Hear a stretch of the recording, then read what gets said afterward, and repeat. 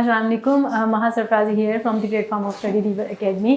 آج ہم current affair کی سیریز کا ایک لیکچر ڈسکس کریں گے. آج ہم 20 اور 21 سپتمبر 2022 کے کرنٹ افیئرس کو ڈسکس کریں گے. آج کا لیکچر سٹارٹ کرتے ہیں. سب سے پہلے کچھ چیئرمین تھے, چیفs تھے جن کا ذکر تھا نیوز پیپر میں, اور ہمیں وہ دیکھنے ہیں کون کون سے ہیں.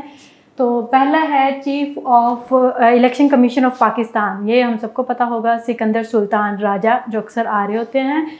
اور پھر اس کے بعد اس کی یہ ایک نیوز آئی ہوئی تھی ECP کی, کہ انہوں نے کہا ہے کہ خیبر پختونخوا کی کانسٹیچوئنسیز ہیں کچھ, ان کی اسمبلی جو ہے اس کے اندر 3-4 شاید سیٹیں ہیں, ان کا الیکشن ہونا ہے اس کے اوپر. تو انہوں نے کہا ہے کہ جو گورنمنٹ ہے وہ کچھ انلیگل ویز یوز کر رہی ہیں, ان کے کچھ ہیلی کاپٹرز وغیرہ جو گورنمنٹ کی ہے تو وہ یوز کر رہے ہیں. انہوں نے منع کیا ہے ان کو کہ اگر آپ نے اس طرح سے اسے باز نہ آئے تو ہو سکتا ہے کہ ہم یہ الیکشنز جو ہیں ان کو ڈیلے کر دیں. تو اس کی باقی جو کانسٹیچوئنسیز میں آپ سے کہہ رہی ہوں آپ لوگ کنفرم کر سکتے ہیں, 4 ہیں آئی تھنک. پھر اس کے بعد ہے چیف آف آرمی اسٹاف. اس وقت ہمارے جنرل قمر جاوید باجوہ ہیں, اور ان کی ریسنٹ نیوز یہ تھی کہ نومبر اس سال میں ان کو ریپلیس کر دیا جائے گا, ان کی جگہ نیو الیکٹ کر لیے جائیں گے. اور یہ بھی ایک نیوز آئی ہوئی تھی کہ ہمارے جو ایکس پریمیئر تھے پرائم منسٹر عمران خان, انہوں نے کہا کہ جو شہباز شریف ہیں وہ اپنے بھائی جو نواز شریف ہیں ان کے ساتھ ڈسکس کر رہے تھے کہ ہمیں اپنا کون سا chief of army staff new elect کرنا چاہیے, اور یہ ان کو یہ ڈسکس نہیں کرنا چاہیے تھا, مطلب یہ انلیگل ہوتا ہے. اس کے بعد ہے پبلک اکاؤنٹ کمیٹی کے چیئرمین, وہ ہے نور عالم. اور پھر اس کے بعد ہے نیشنل ڈیزاسٹر مینجمنٹ اتھارٹی کے جو چیئرمین ہے وہ ہے اختر نواز. یہ جو یہ جو ہے NDMA, ان کا یہی چل رہا ہوتا ہے کہ یہ جو جتنے بھی ہمارے ملک کے اندر ڈیزاسٹرز ہیں, جس طرح سے فلڈز وغیرہ ہے یا ارتھکویکس وغیرہ ہیں, انہیں سے ریلیونٹ ان کی نیوز آ رہی ہوتی ہے, تو ان کے اندر زیادہ ڈیپتھ میں جانے کی ضرورت نہیں ہوتی, اس وجہ سے میں ڈیٹیل نہیں بتاتی. ٹھیک ہو گیا. نیشنل ڈیزاسٹر مینجمنٹ اتھارٹی کے چیئرمین اختر نواز. پھر اس کے بعد ہے راوی اربن ڈیولپمنٹ اتھارٹی. اس کے جو CEO ہیں وہ ہیں عمران امین. اس کے اندر انہوں نے یہ بتایا ہوا تھا کہ یہ فیروزہ والا ایریا ہے ادھر لاہور کے اندر, یہ راوی کے پاس. تو فارمرز وہاں پہ کلیم کر رہے ہیں کہ یہ جو اتھارٹی ہے یہ پرائیویٹ سیکٹر کے ساتھ مل کر ہمارا جو ایگریکلچر لینڈ ہے وہ فورسبلی ہم سے لی جا رہی ہے, مطلب ویجیٹیبلز وہاں پہ گرو کیے جاتے ہیں, دوسری سبزیاں وغیرہ. تو وہ کہہ رہے ہیں کہ یہ انلیگلی ہم سے لینڈ کو ہم سے لے رہے ہیں. اس کے بعد کچھ نیوز ایجنسیز تھی, ارنا, فارس اور اسنا وغیرہ, یہ ایرانین ہیں, اور یہ جو مہسا امینی ہے اسی سے ریلیونٹ نیوز آ رہی تھی, تو انہیں کے اندر یہ ایجنسیز دی گئی تھی. پھر اس کے بعد آپ لوگوں سے ایک کویسچن یہ ہے کہ یونائٹڈ نیشن جنرل اسمبلی کے اندر لاسٹ ایئر کس ملک نے جو ہمارا OIC ہے اس کے بہاف پہ ایک ریزولوشن پیش کی تھی کہ 15 مارچ کو international day to combat Islamophobia یہ سیلیبریٹ کیا جائے, کہ کس نے یہ ریزولوشن وہاں پہ پیش کی تھی, آپ لوگوں نے مجھے بتانا ہے. پھر اس کے بعد کچھ پرسنالٹیز کے اندر انجلینا جولی سب سے پہلے, یہ ہالی ووڈ اسٹار بھی ہیں, اور ان کے جو ریلیونٹ نیوز تھی وہ یہ ہے کہ United nation special انوائر for women and children ہے, اور ریسنٹلی انہوں نے پاکستان میں وزٹ کیا ہے. یہ جو فلڈ اسٹرائکن ایریاز ہے ہمارے وہاں پہ آئی تھی, تو لوگوں کے ساتھ انہوں نے میٹنگز وغیرہ کی ہے. اور ان کے ساتھ کون تھے, یہ زمبابوین اسلامک اسکالر ہے مفتی منک, وہ ان کے ساتھ تھے. پھر اس کے بعد مہسا امینی جو ہے, یہ میں نے پہلے بھی ویسے پچھلی لیکچر کے اندر میں نے ڈسکس کیا تھا کہ یہ ایران کی ایک 22 ایئرز اولڈ ایک لڑکی تھی. تو ان کو جو ان کی شاید کوڈ آف ڈریس وغیرہ ہوتے ہیں ان کا, تو اس کی بیس پہ اس کو وہاں پہ موریلٹی پولیس ہے اس نے اس کو پکڑ لیا تھا. تو مطلب اس کو انویسٹیگیشن میں رکھا, جب میں کسٹڈی میں تھی تو وہاں پہ اس کی پھر ڈیتھ ہو گئی, کوما میں پہلے چلی گئی, بعد میں اس کی ڈیتھ ہو گئی. تو اس کی وجہ سے وہاں پہ ایران کے اندر پروٹیسٹ وغیرہ سٹارٹ ہو گئے ہیں. تو پروٹیسٹ کی وجہ سے میں نے دی گارڈین نیوز آج ہی پڑھی تھی, تو اس کے اندر انہوں نے بتایا تقریباً 41 ڈیتھس اور ہو گئی ہیں ان پروٹیسٹ کی وجہ سے, مہسا امینی کی ڈیتھ کی وجہ سے جو سٹارٹ ہوئی تھی. اور مہسا امینی کی ڈیتھ کب ہوئی ہے, 16 سپتمبر 2022.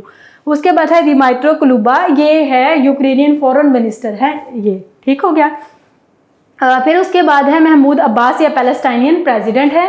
اور حسینہ واجد جو ہیں یہ پرائم منسٹر ہے بنگلہ دیش کی, اور یہ لانگسٹ سرونگ ہے پرائم منسٹر بنگلہ دیش کی. और ये 2009 के अंदर ये पीएम बनी थी और तब से ये सर्व कर रही हैं, ठीक हो गया, 2009 से। और 1947 के अंदर इनकी बर्थ हुई थी और ये आज 27 सितंबर है, कल 28 सितंबर है, तो कल इनकी मतलब बर्थडे भी है।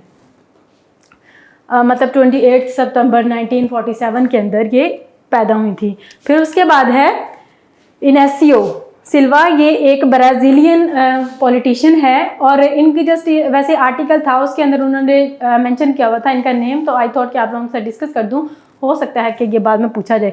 ये ब्राज़ीलियन प्रेसिडेंट रह चुके हैं 2003 से लेकर 2010 तक। फिर उसके बाद क्वीन एलिजाबेथ जो है इनको 19 सितंबर को इनको दफना दिया गया है और कहाँ पे है, ये विंडसर कैसल के अंदर इनको दफनाया गया है। उसके बाद कुछ रिपोर्ट्स थी, रिपोर्ट्स में से एक ये है कि अभी उन्होंने रिपोर्ट दी है कि पाकिस्तान का जो रुपी है वो इस कैलेंडर ईयर मैं कह रही हूँ, फिजिकल ईयर नहीं कह रही, जो कैलेंडर ईयर है इस कैलेंडर ईयर में डॉलर के मुकाबले में 26% अपनी वैल्यू लॉस कर चुका है रुपया हमारा पाकिस्तानी। फिर उसके बाद है कि लास्ट ईयर में पाकिस्तान जो है ये दुनिया का 4th लार्जेस्ट राइस एक्सपोर्टर रह चुका है और हमने तकरीबन $2 बिलियन फेच भी किए थे इसकी वजह से। लेकिन इस साल जो फ्लड्स वगैरह आए हैं उनकी वजह से तकरीबन राइस की यील्ड 50% तक लॉस हो गया राइस का।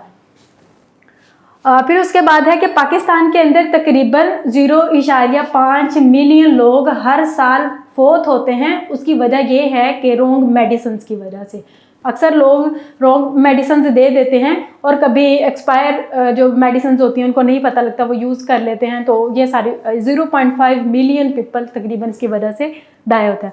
उसके बाद एक और तकरीबन 200 NGOs ने मिलकर एक डाटा दिया है, एक रिपोर्ट दी है, उसके अंदर उन्होंने कहा है कि तकरीबन 4 सेकंड के अंदर एक बंदे की वफ़ात हो रही है और उसकी वजह क्या है, ये हंगर की वजह से, मतलब ये जो भूख है ना उसकी वजह से। और अगर हम एक दिन में देखें तो तकरीबन ये 19,700 लोग बनते हैं जो एक दिन में हंगर की वजह से फोत हो रहे हैं, वफ़ात पा रहे हैं, ये एक्यूट हंगर की वजह से या भूख की वजह से। उसके बाद अगर हम और फिर उन्होंने बाद में कहा कि तकरीबन अगर हम देखें कि पूरी दुनिया के अंदर कितने लोग हैं जो एक्यूट हंगर का जो शिकार हैं, वो है तकरीबन 345 मिलियन लोग, ठीक हो गया। फिर उसके बाद है इसी से रेलिवेंट एक और थी, लेकिन ये अब आई है, ये तो पहले आई हुई थी, तो ये है US स्टेट डिपार्टमेंट का एक ह्यूमैनिटेरियन यूनिट है, उसके अंदर उन्होंने कहा है कि 345 मिलियन लोग मैंने आपको कहा ना जो पूरी दुनिया के अंदर, उसमें से 244 मिलियन जो लोग हैं वो तकरीबन 55 कंट्रीज़ हैं जिनके अंदर ये फाल करते हैं जो एक्यूट हंगर का शिकार हैं। और उन 55 कंट्रीज़ में से अगर हम टॉप 15 देखते हैं तो उनमें पाकिस्तान भी है और पाकिस्तान के अंदर तकरीबन 4.7 मिलियन लोग एक्यूट हंगर का शिकार हैं, ये हम पहले भी डिस्कस कर चुके हैं। फिर उसके बाद है एक ADB जो है बैंक, एशियन डेवलपमेंट बैंक, और IDMU internal displacement monitoring unit, इसके अंदर इन दोनों ने मिलकर एक रिपोर्ट दी है। उन्होंने कहा है कि एशिया पैसिफिक जो रीजन है उसके अंदर अगर हम देखें पिछले 11 सालों के अंदर तो तकरीबन 225 डिस्प्लेसमेंट्स हुई हैं, मतलब लोग एक जगह से दूसरी जगह माइग्रेट हुए हैं। और उसकी वजह क्या है, उसकी वजह डिजास्टर्स वगैरह जिस तरह से अर्थक्वेक्स हो गए या फिर ये फ्लड्स वगैरह हो गए, ठीक हो गया, ये इनकी ज़्यादा वजह है। उसके बाद कुछ मिसलेनियस क्वेश्चंस हैं। नगर आइटम मैंने आप लोगों को बताया था, ये न्यूक्लियर एजेंसी है, किसकी है ये यूक्रेन की है। और यूक्रेन से रिलेटेड एक और भी ये है न्यूज़ कि यूक्रेन ने कहा है कि रशिया ने हमारी जो सेकंड लार्जेस्ट हमारा न्यूक्लियर पावर प्लांट है उसके ऊपर भी अटैक किया है।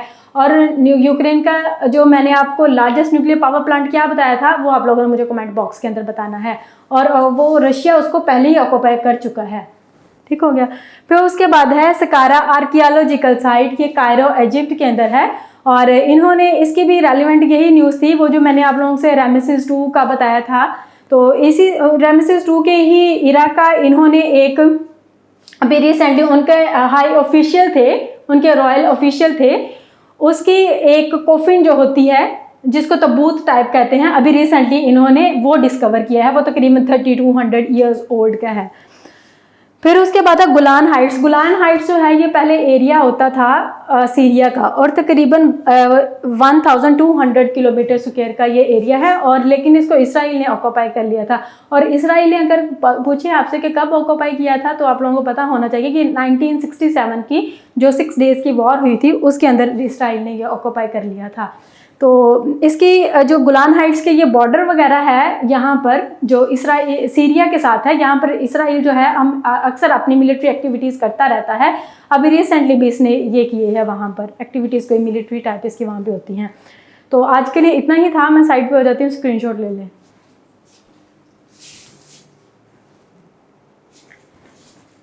और इसके अंदर कोई आप लोगों की सजेशंस हों, आप लोग वो भी ड्रॉप कर सकते हैं message. Thank you so much. अल्लाह हाफिज़।